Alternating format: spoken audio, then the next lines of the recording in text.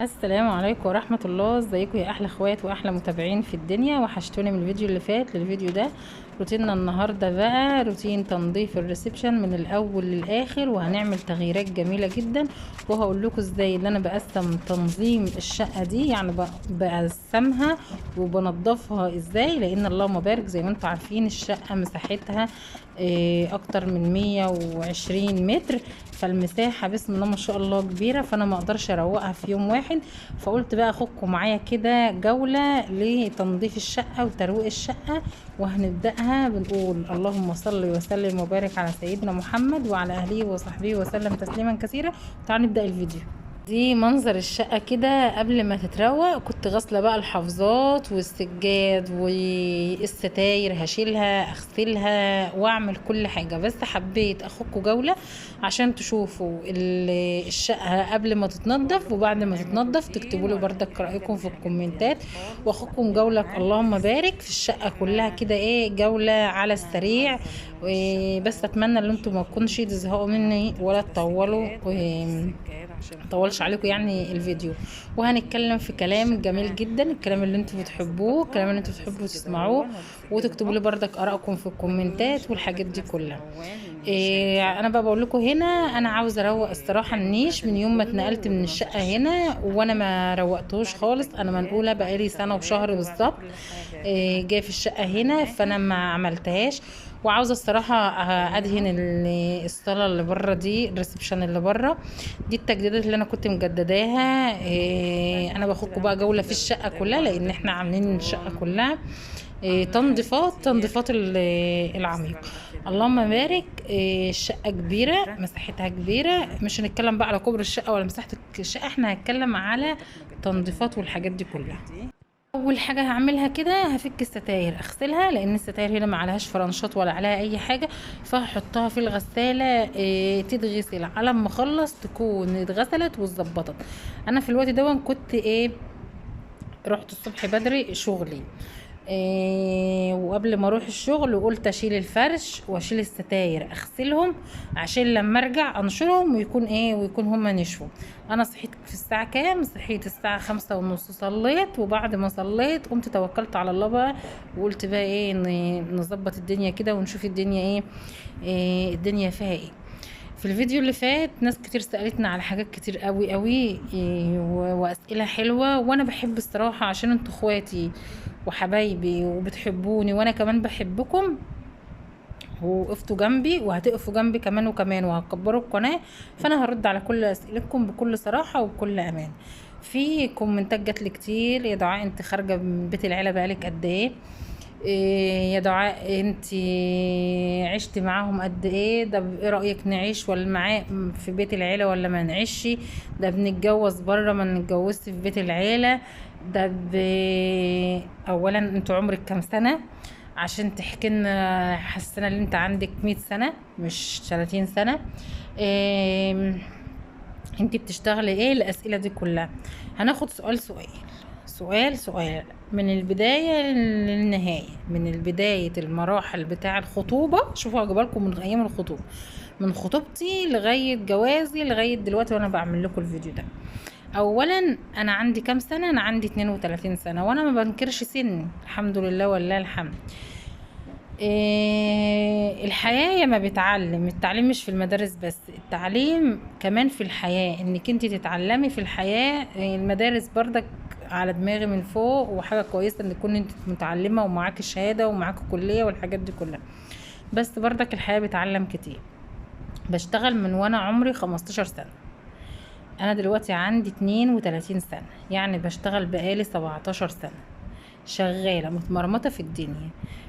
الحمد لله، بحمد ربنا في السراء والضراء. انا كنت بشتغل من وانا بنت بشتغل خياطة، بتجيبي لي قماش وبفصل العباية، بفصل فستان سواريه عبيان، بظبط هدوم، برف، بضيق كده. الحمد لله اللهم بارك. جه على سني، هنقول سني 18 17 مش فاكرة والله العظيم. المهم اللي انا متجوزة عندي 22 سنة بالظبط، كاتبة كتابي وانا عندي 22 سنة. اتخطبت لابو محمد، مش هتصدقوني، اتخطبت لابو محمد 4 سنين ونص او حوالي 5 سنين. المهم فضلنا عايشين ومخطوبين ومش عارفه ايه، لا وسكن، لا هتهد البيت، لا هتبني البيت، لا مش عارفه ايه، مش هقعد في شقه بالايجار، واللي والقصه والحدوته.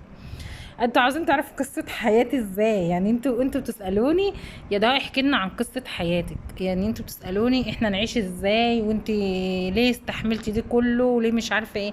استحملت ده كله مع ابو محمد. انا ابو محمد الاول مش وحش، الحمد لله والله الحمد، ربنا يا رب يبارك لي فيه، وتاج على دماغي من فوق، مش وحش خالص معايا في اي حاجة، هو زي اي بني ادم طيب وغلبان، ولما بتعصب بتنرفز ومبقاش طايق نفسه. فانت بتستحملي عشان خاطر البني ادم اللي بيحبك، مش خاطر حد تاني. بصوا انا مش هشرح لكم بقى انا بروق ايه وبعمل ايه، انتوا بتسالونا اسئله وانا برد عليكم، وانا قلت لكم في الكومنتات والله العظيم مش هخبي عليكم اي حاجه. قولوا لي رايكم وقولوا لي خبرتكم، وبرضك بالتاكيد في سن كتير، مش فكره في ناس عندها 20 سنه بتبقى اكبر من واحده عندها 50 سنه. الفكره مش في السن، الفكره في الدماغ، الفكرة في الدماغ مش فكرة في حاجة. المهم اتجوزت وعادي ومفيش اي مشاكل ومفيش اي حاجة. قلت لكم غلطة حياتي وغلطة عمري، اللي انا مش هقول لكم رخصت نفسي ولا قلت من نفسي ولا الحاجات دي، لا. غلطة عمري اللي انا وطيت نفسي، انا بتكلم عن نفسي مش بتكلم عن حد تاني، اللي انا وطيت نفسي. وطيت نفسك في ايه يا دعاء؟ او قلت لكم اللي انا نزلت من اول يوم، يعني دي ما تعملهاش خالص. ايا كان انت بتتجوزي عندي مين، واهلك ولا مش اهلك، ولا قرايبك ولا مش قرايبك، ما تنزليش اول يوم ده خالص، ما تنزليش اول اسبوع كمان. اول اسبوع ده الباب ده اهو ما يشوفش طرفك، اقسم بالله نصيحه مني مش من حد تاني. اللي يقولك بعد كده انت بتعرفي تعملي الحاجه اقول له لا ما بعرفش، لان انا هفضل اقولك المثل دون في كل فيديو. في مثل كده عندنا في الفلاحين بيقولك الشاطره هلكت صحتها والخايبه الكل في خدمتها. ممكن اقسم بالله في كومنت جالي، انا مش يعني انتوا خشوا في الكومنتات وشوفوه، مش عارفه في الفيديو اللي فات ده ولا الفيديو اللي قبله، واحده بتقولي، انا مش عايزه اتكلم عن موضوع السلايف عشان ما حدش يفكر ان انا برمي الكلام عليه، انتوا فاهمين قصدي يا جماعه. بس في الكومنت والله العظيم ما حذفت الكومنت، مهقوره يا عيني. انا عيطت، اقسم بالله عيطت من تعليقها. سلفتها كانت مبهدلاها وطلعت بردك من بيت العيله وعايشه بره وكده. فانا عندي المقوله دي، الست الشاطره الست الجدعه بتهلك صحتها. ما تهلكيش صحتك عشان حد، اهلكي صحتك لنفسك لجوزك لاولادك فقط لا غير. عدت اول سنه من غير مشاكل؟ لا، انا المشاكل عندي بادئه يا بنات من بدري بدري بدري، اقسم بالله من بدري بدري. وزي اي بنت، زي اي بنت مش فاهمه اي حاجه، مش عارفه تتعامل مع حد. إيه الدنيا الجديده، الوضع لسه جديد عليها، الوضع مختلف عليها. انا اكتر واحده بحبها في السوشيال ميديا اقسم بالله العلي العظيم هما اتنين، انا كدعاء بترتاح لهم. رباب الدمياطيه من نصايحها ومن مقولتها، انا حاسه ان الست دي ما بتحبش بيت العيله خالص. الست دي حاسه اللي هي كده واخده 20 قلم من بيت العيله. كل الرسائل اللي بتجيلها من بيت العيله، يا رباب احنا بيحصل فينا كذا، يا رباب احنا بيحصل من حماتنا، يا رباب بيحصل من سلايفنا، يا رباب بيحصل من عمتنا، يا رباب مش عارفه ايه. فالست دي لو انتوا دخلتوا عملتوا سيرش عندها على اليوتيوب او وعلى الفيس، هتلاقوا قصص كتير جدا جدا، كل واحده فينا بتقعد تسمعها بتقول دي قصتي، بتقول دي حياتي، بتقول انا عشت نفس المراحل دي ونفس القهر ده ونفس الظلم ده. وليه الحما ما بتعاملش مرات ابنها حلو؟ وليه ما بتعامليش مرات ابنك حلو؟ ليه؟ فكرة ايه بقى انك كنت تكوني اوحش حاجة بقى، خدوا التقيلة، اوحش حاجة ان انت تكوني اول واحدة في قلب البيت. هتاخدي كل التجارب الوحشة، التجارب الحلوة، كل حاجة هتاخدها انت. اللي هيجي بعدك هيعيش احسن منك. ليه؟ لان هم اتعلموا فيك انت، ما اتعلموش في حد تاني. ففضلت عايشة ومستحملة سنة واتنين وتلاتة في مشاكل وفي وش وفي وجع دماغ، وشوية حلوين وشوية وحشين وشوية حلوين وشوية وحشين. خلاص اللبن لما بيتعكر يا بنات ما بيرجعش تاني.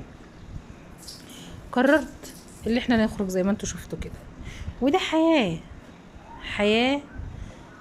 زي اي حياة. واتعاملت وعشت ووقفت جنب جوزي وبقيت ست جدعة، ونفسي اقف جنب جوزي كمان وكمان وكمان. تتحقق انا وجوزي احلام كتير نفسنا فيها وحاجات كتير نفسنا فيها وهقولك في الاول وفي الاخر اهم حاجة بدل جوزك بيحبك وبيقف جنبك وكده. وهقولك على حاجة صغيرة، جوزك لو اتحط بينك وبين اهله هيختار اهلك ومش هيختارك انت. شفتي بقى؟ لان انا عديت بالمواقف دي، وفي مواقف كتير من ضمنهم موقف الشقة ده. اقسم بالله انا اتحطيت بينه وبين اهله، وبينه وبين الشقة دي اختار اهله. ناس كتير تقول لي يا دعاء اللي ملهوش خير في اهله ملهوش خير في حد، ملهوش خير في مراته، ملهوش خير في عياله، يبقى ملهوش خير في حد. فابو محمد محترم وهو ما بيحبش يعمل حاجه تغضب ربنا، وبيحب يراعي يعني بيراعي ربنا او بيراعي اهله. فما شغلتش دماغي بقى، ما بعملش نفسي مقارنه. عشان كده ما تحط، بقول لك بردك الكلام ده عشان ما تحطيش نفسك في مقارنه بينك وبين اهله. عشان جوزك هيختار اهله مش هيختارك انت، مش هيختارك انت، مش هيطلقك، لا. في مواقف كده هتقول له انا ولا اهلك، هيقول لك اهلي، دم وابويا، ده اخواتي، ده اهلي. فما تقارنيش نفسك بهم، انت في كفة وهم في كفة. وما تشغليش دماغك بالاخرين خالص، وعيشي حياتك كمالكة متوجة. لو عايشة مهقورة ومديونة ومذلولة انت وجوزك فممكن بقى حد يطلع لي في الكومنتات يقول لي يا دعاء انت جايه على الحما، انت بتكره حماتك انت عشان ما بينك وبين حماتك مشاكل. انا مش بكره حماتي ولا بحبها ولا بكرهها، هي ام جوزي ولها كل احترام ولها كل تقدير، وكل واحده ام جوزها تحترمها وتقدرها. وساعات كتير اهل الزوج محترمين جدا جدا جدا، وربنا رزقهم بمرات ابن تعبان وحيه وعقربه. اهو انا بقول لكم الصراحه، بيبقوا انا بشوف ناس قدامي بيتمنوا الرضا يرضوا للنسوان عيالهم،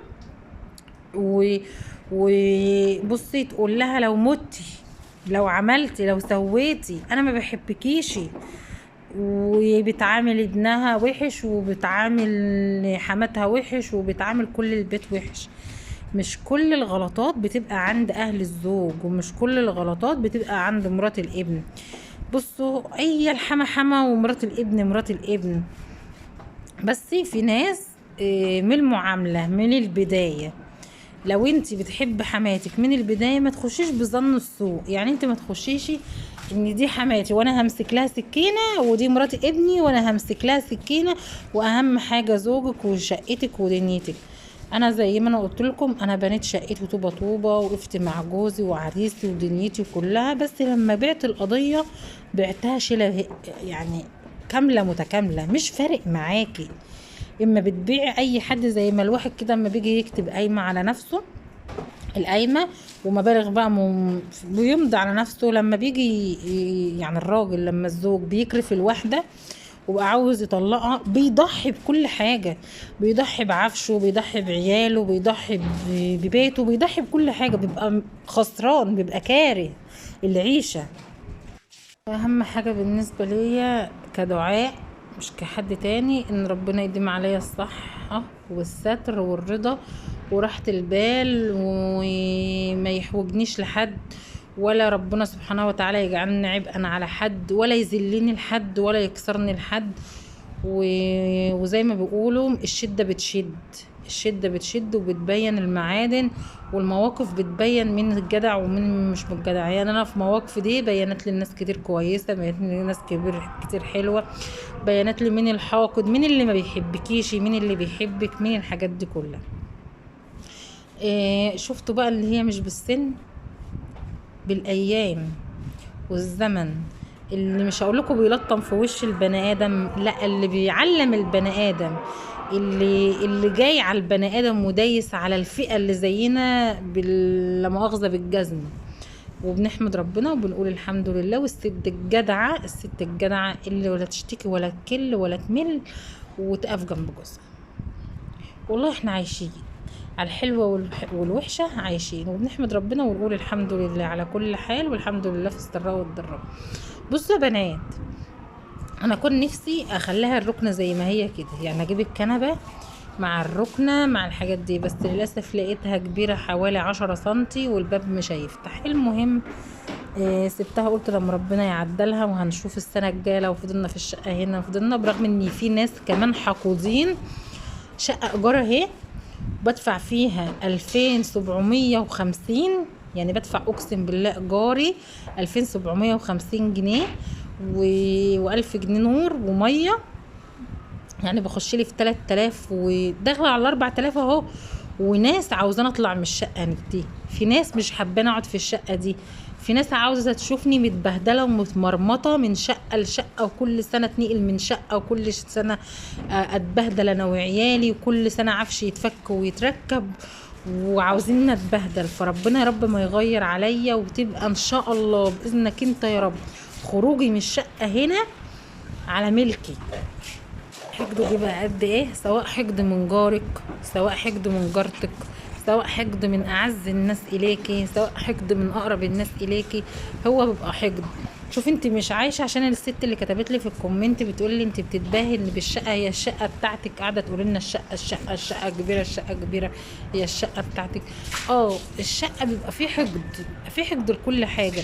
عارفه لو انت لابسه جلابيه حلوه او عبايه حلوه او ملبسه عيالك حلوين او خارجه خروجه حلوه انت وجوزك، في ناس ممكن تحسدك عليها، في ناس ممكن تحسدك عليه، في ناس بتستكتر النعمة على الآخرين. مش شرط ان انت تكوني معاكي فلوس كتير عشان الناس تحسدك، لا بالعكس. الناس دائما اقسم بالله في ناس دائما بيشوفوا الناس لو اقل منهم احسن منهم، بيبقى هما ما عندهمش قناعة ولا عندهم رضا ولا عندهم ايمان ولا عندهم اي حاجة في اي حاجة، ودول هيفضلوا يعيشوا ويموتوا حقودين. وما تخافيش، انا بقول لك برضه ما تخافيش من اللي بيطلع صوته بيطلع، يعني بتفضل تزعق. خافي من السوسه، خافي من الواحده السوسه، وخافي من الواحد السوسه، خافي من اللي بتقعد ساكته سهتانه دي مش لها في اي حاجه، دي تخافي منها. ماشي، في اي حاجه، لو هتروح الشغل، لو في تعامل، لو جارتك، لو صاحبتك، لو اي حاجه، اما اللي بتتكلم وتروح وتيجي وبتتكلم معاك في كل حاجه، دي ما تخافيش منها، دي في قلبها على لسانها على طول. المهم غسلت الشبابيك كلها غسلتها، التراب كان مبهدل الدنيا والله يا بنات. عشان الناس اللي بتقول لي ده انت بتغسلي بالميه ليه، والله العظيم التراب كان مبهدل الدنيا حرفيا. بقيت اطص ميه كده على ما التراب ده يعمل، لان هي ترابه ناعمه قوي، وانا بقالي فتره من العيد ما عملتلهاش التنظيفات دي، فانا حبيت اللي انا انضف. انا اتكلمت كتير بقى يا بنات، فانا عشان ما اوجعش دماغكم نتكلم شويه على الفيديوهات والروتينات، وبعدين نبقى في فيديو تاني. اكتبوا لي رايكم في الكومنتات، حياتكم بردك اكتبوها لي، تجاربكم بردك اكتبوها لي، انتوا نفس عشتي، نفس حياتي، نفس تجربتي ولا لا. شاركوني ارائكم وشاركوني كومنتاتكم، وشاركوني يا بنات مقاسيكم عليكم. ما تنسوش تدعوا لي ربنا يفرجها عليا ووسع رزقي. انا في كرب اليومين دول يا بنات، والله العظيم في كرب، فمحتاجه دعواتكم.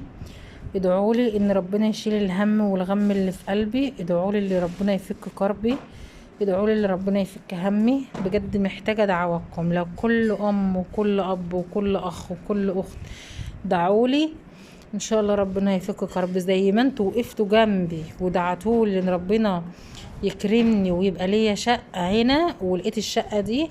ادعوا لي بردك ان ربنا يفك كربي. والله انا بسجل لكم الفيديو وانا في قلب هم وحزن، مش في قلب حد ومش في حزن حد.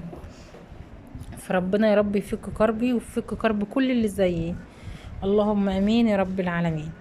بصوا انا اليوم بحاله قسمته على الريسبشن هنا، يعني بسم الله ما شاء الله، كنتش اقدر اعمل اكتر من كده يا بنات. بقيت الشقة هعملها بردك في يوم تاني.